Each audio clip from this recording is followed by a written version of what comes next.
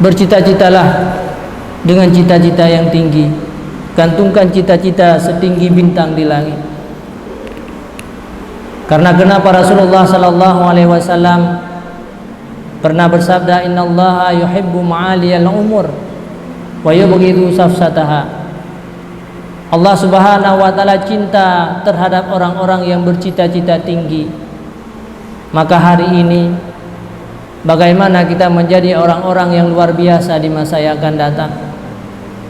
Orang-orang yang bisa menenteramkan umat, orang-orang yang bisa memberikan manfaat sebanyak-banyaknya kepada umat, yang bisa memperbaiki umat, yang bisa menghapus air-air mata umat, kesedihan-kesedihan saudara-saudara kita. Maka jadikanlah cita-cita itu, kita tulis cita-cita itu, dan sampai kita berusaha untuk mendapatkan cita-cita dengan niat yang ikhlas.